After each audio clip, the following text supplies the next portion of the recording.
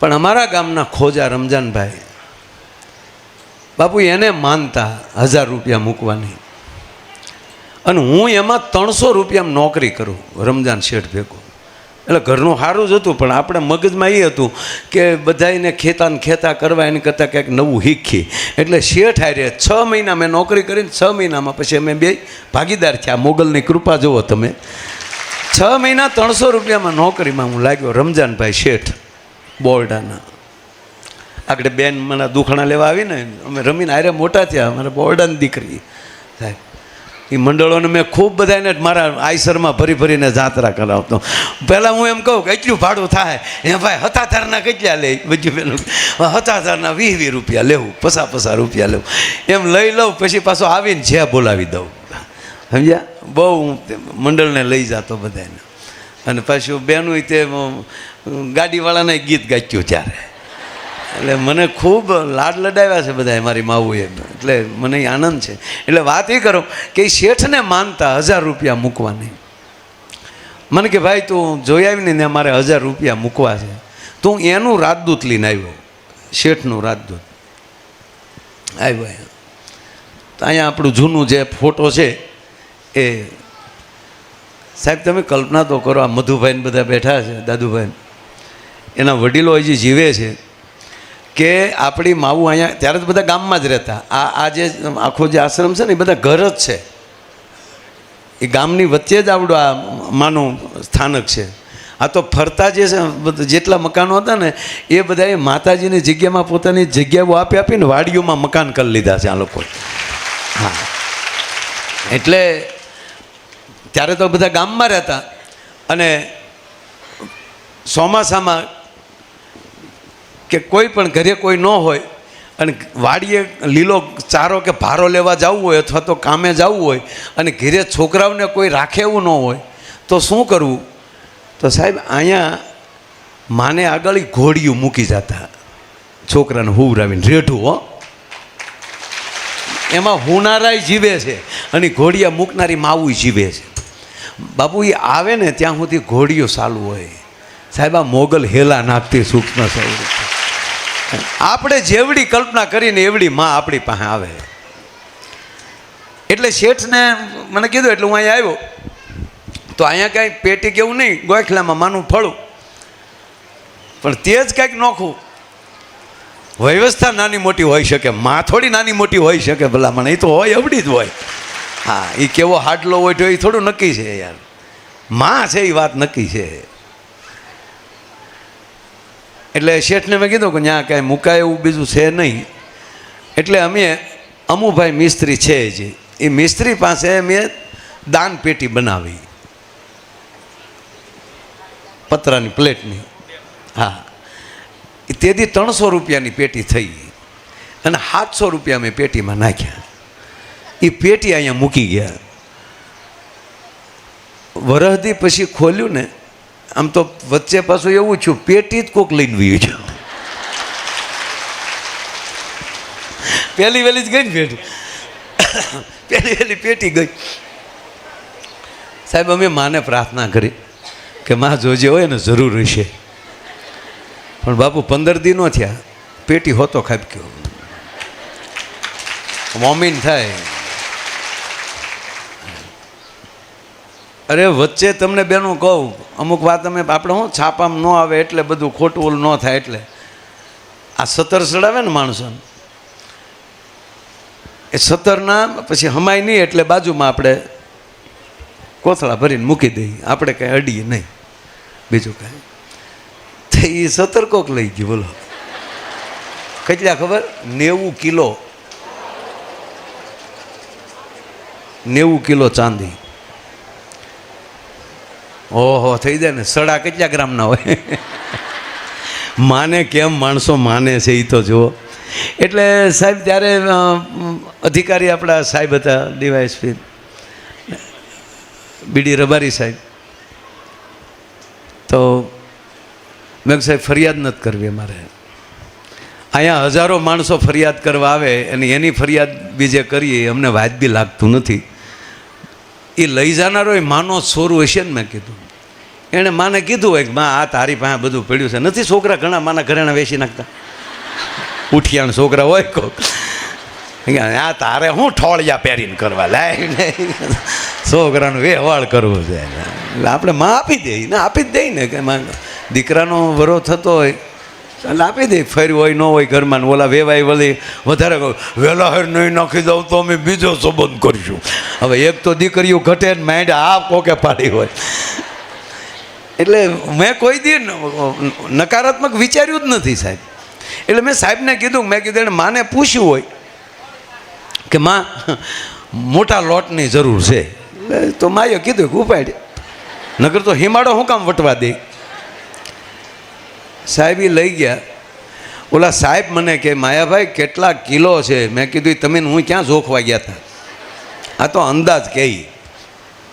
એટલે આપણે કંઈ ફરિયાદ કરવી નથી. તું જ કોર્ટ, તું જ કાયદો, તું જ અમારો ઇન્સાફ. અમારા માટે એમાં મોગલ તું જ કોર્ટ છો, તું જ કાયદો. કાં કરી દે ફેસલો ને કાં કરી દે ગુના માફ, બસ એક જ ભરોસો આનો. એટલે મેં કીધું એ માં કરે બધું, આપણે એને સારું લાગ્યું છે એવું કર્યું છે, આપણે નિર્ણય કરવાવાળા કોણ? એટલે વાત પૂરી થઈ. બન્યું એવું, એ લોકો ચાંદી લઈને રાજકોટ ગયા. આપણે ઘણીવાર શું થાય, એ ફરિયાદ લખાવીએ ને તો અમુક નાના વરણને માણા અધિકારીઓ પકડે. આમાં તો VIP હોય. હા, 90 કિલો ચાંદી સોરનારો થોડો નાનો હુનો માણા હોય. અને આ સમય આ CCTV કેમેરામાં ન આવવું, એ કેવા બુદ્ધિજીવી હોય. એટલે એ મગજમાં હતું કે આમાં ખોટા નિર્દોષ કપાય, લાગટ કોકને ધોકાવાનું ચાલુ, એ ન કરાય. ઈવડે અહીંયા ચાંદી ગાળ્યું, આ 17 ને બધું ગળાવી નાખ્યું, એની ઈંટું બનાવી. ઈંટું જ બને એની, સોનાના બિસ્કિટ બને નાની ઈંટો. અને સારી હોટલમાં ઉતરેલા ઈવડાઈ, અને એ ભાગ પાડવામાં બાજ્યા. ભાગ પાડવામાં બાજ્યા ને હામાં ટકા રંગાઈ ગયા. હવે એ ફરિયાદ દાખલ થઈ, અને પછી પોલીસે પૂછ્યું તમે બાજ્યા હેમાં લીધા? કે આ ચાંદીમાંથી. ફોન આવ્યો કે આપણું ચાંદી આવી ગયું છે. એ લોકો પકડાઈ ગયા. સાહેબ છેલ્લે એ જ કીધું કે તો એણે અમારું કામ કર્યું, માનું કામ કર્યું. માએ મોકલ્યા છે કે આવડા છોકરા આ 17 ભાંગી નહીં શકે. આપણે વગાડી જ ન શકીએ ને, કોઈક માણસ શ્રદ્ધાથી ચડાવ્યું હોય આપણે કેમ ભાંગવું? એ કે આ છોકરા ભાંગી નહીં શકે ને, ખોટા ઢેકલા પીડ્યા છે. હવે છોકરાઓને કહો એને યોગ્ય. એટલે તરત વિચાર એ આવ્યો કે એ ચાંદી હવે તમે, હું એક ભાઈને મોકલું છું ત્યાં રહેવા ગયો. ત્યાંના હોનીને આપણે બોલાવ્યા રાજકોટના. હું કહું તું આ દરવાજાના ને સિંહાસનનું માપ લઈ જા, એના સીધા દરવાજા જ બનાવી નાખો. એટલે મૂળી માયા મદદ કરવા મોકલ્યા. બિપિનભાઈ સોની, હાલો એ નામે યાદ છે, એને બોલાવ્યા ને એણે. એટલે એને એમ થયું કે આ છોકરા સાંજે એમણે પડ્યા, દરવાજા કરી નાખી. તો માં જ પછી સીધે ને કે છોકરા વા કરી નાખો ને. હવે એના સીધા દરવાજા કર્યા. એક 13 વર્ષનો દીકરો, એક 15 વર્ષનો દીકરો ને એક 17 વર્ષનો દીકરો, 3 દીકરા મારા ગામના બોરડાના. ઉપરથી પેટી લઈ લીધી. મા ઉપર એક હોનાનું 17 હોય ખબર ને, એ એણે લઈ લીધું. કટકે અહીંયા સેવાના ભાવમાં એવી રીતે રહેતા હોય. અને નરું સત્ય કહું તમને, આ મારા બોરડાની બનેલી ઘટના કહું. એ 3 નાના, હજી અબૂધ બાળકો, કાંઈ 17 વર્ષ એ કાંઈ મોટી ઉંમર ન કહેવાય ને, વાપરણ જોતું હોય. એટલે એ અવારનવાર કોઈ ચાંદીની વસ્તુ કાવું જે કાંઈ હાથમાં આવે એ તળાજા વેચી આવે. અને પાછા શું કરે, ઝાઝા પૈસા હોય ને તો અહીંયા બોરડા નથી ઓલો પાણીનો ટાંકો, એ ત્યાં હતાડે, ત્યાં બીજા લઈ જાય. ઘેરે તો લઈ જાય નહીં, ઘરના માવતર મારે કે તમારી પાસે પૈસા આવ્યા ક્યાંથી. એટલે ઘરે દેખાડાય નહીં, મૂળ બાળક બુદ્ધિમાં. સાહેબ એમાં એક દીકરાને ડાઘ મળ્યા નીકળવા. આ કાલ સવારની વાત કરું તમને. અને દીકરાને સફેદ ડાઘ મળ્યા થોડા નીકળવા. અને વોમિટ થાય. એ દીકરો અહીંયા આવ્યો 17 વર્ષનો. બગડાણા પોલીસ આવી, એ છોકરાને બેસાડ્યા.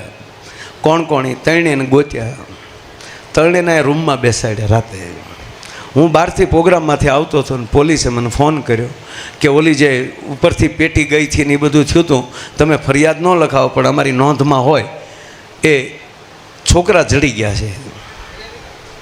ક્યાંના છે? તકી તમારે શું કામ છે? કાંઈ વાંધો નહીં, હું અહીંયા આવ્યો. મેં એને ફોનમાં કીધું કે છોકરાઓને કંઈ કહેતા નહીં. એ નાની ઉંમરના હશે મારી મા અમારી ઉપર ખીજા છે કે મારા છોકરા મારા બાળકો છે. સાહેબ બહુ ઝીણું ઝીણું બહુ ધ્યાન રાખીએ છીએ મારા બાપ. હા, કારણ કે આ ભરોસાનું અવડું મોટું પાત્ર છે. હું અહીં આવ્યો ને એ છોકરો રડે સાહેબ. આતા મને મેં કીધું જા પગે લાગી લે, મા તારું અભિરે ભરે અને તારા ડાઘ ન કાઢી નાખે તો એ પસ્તાવો થયો હોય ને તારા ડાઘ ન કાઢી નાખે તો એ મા ન કહેવાય સાહેબ. એ ત્રણેય દીકરા હારા છે. અત્યારે પોલીસને મેં કીધું કે એને સ્વીકારી લીધું ને. તમે કોણ? પોલીસ.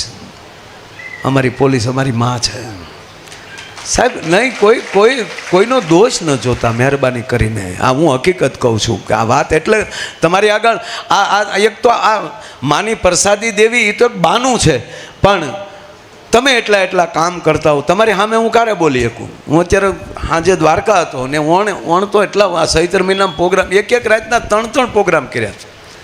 માણસો કે 2 વાગે આવજો પણ તમે મારે ભાઈ આવો ઘડીક. એટલે આ મા ભાવ વધારે છે સાહેબ આપણો.